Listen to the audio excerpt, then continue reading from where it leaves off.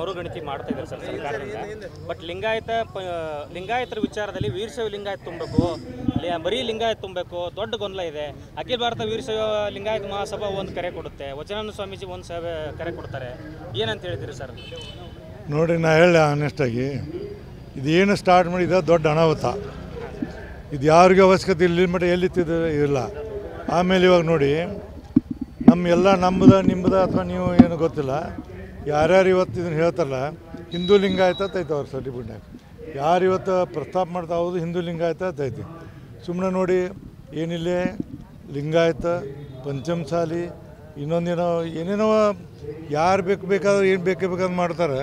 ಇದನ್ನು ಮಾಡಿ ಇದರಿಂದ ಹಿಂಗಾಗೋದ್ರಿಂದ ಇಡೀ ನಿಮಗೆ ಹೇಳ್ತೀನಿ, ಸಮಾಜಕ್ಕೆ ದೊಡ್ಡದಾದಂಥ ಒಂದು ಹೊಡೆತು ಬೀಳ್ತಕ್ಕಂಥ ನೆನಪಿಟ್ಕೊಳ್ಳಿ. ಎದಕ್ಕೆ ಬೇಕ್ರಿ ಇದೆಲ್ಲ ನಡೆದು ಬಂದೈತಿ, ನಡೆಸ್ಕೊಂಡು ಹೋಗ್ಬೇಕು.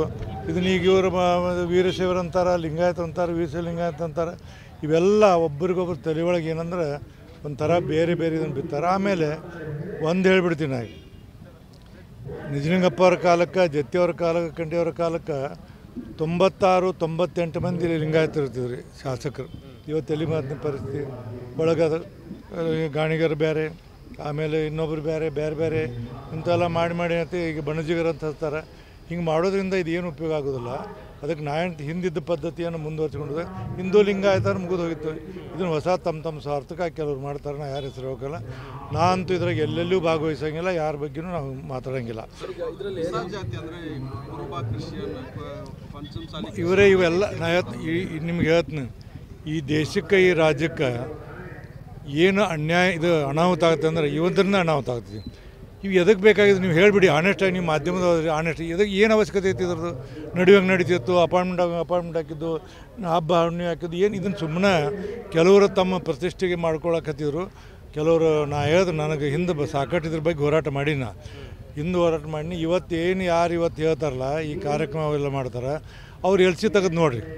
ಹಿಂದೂ ಲಿಂಗಾಯತ ಐತಿ, ಅಲ್ಲಿ ಪಂಚಮಸಾಲಿ ಹತ್ತಿಲ್ಲ, ಗಾಣಿಗತ್ತಿಲ್ಲ, ಮತ್ತೊಂದಿಲ್ಲ, ಮುಗಿದೊಂದಿಲ್ಲ.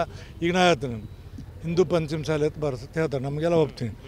ಇಲ್ಲಿ ಬಿಟ್ಟು ಬರ್ದಿರಿ. ಈಗ ಎಲ್ಲರೂ ಏನು ಮಾಡ್ತಾರೆ, ನೀವು 2A ಕೊಟ್ಟರೆ ಎಲ್ಲರೂ ಹಿಂದೂ ಪಂಚಮಸಾಲಿ ಬರೆಸ್ಬಿಡ್ತಾರೆ. ಇದರಿಂದ ನನಗೆ ವೈಯಕ್ತಿಕ ಅಭಿಪ್ರಾಯ, ಇದರಿಂದ ಯಾವುದೂ ಒಳ್ಳೆಯದಾಗತ್ತೆ ನಾ ಅಂತೂ ಭಾವಿಸಿಲ್ಲ. ಇದನ್ನು ಆದಷ್ಟು ಏನಂದರೆ ಈ ಒಳಪಂಗಡಗಳು ಇವೆಲ್ಲ ಕಡಿಮೆ ಮಾಡಿದರೆ ಜನರಿಗೂ ಒಳ್ಳೆಯದು. ಪಾಪ ಈ ಮಕ್ಕಳು ಬರುವಂಥ ಅವ್ರ ಭವಿಷ್ಯ ಏನಾದರೂ ಸರಿ ಆಗಬೇಕಾದ್ರೆ ಇದರಿಂದ ದೂರ ಇರಬೇಕು ಅನ್ನೋದು ನನ್ನ ಹೆಂಗೆ ಮಾಡ್ತಾರೆ ಎಲ್ಲ. ಇದು ಒಂದು ಥರನೇ ಎಲ್ಲ. ಇದು ಏನಂದ್ರೆ ಯಾವುದೂ ಸರಿಯಲ್ಲ.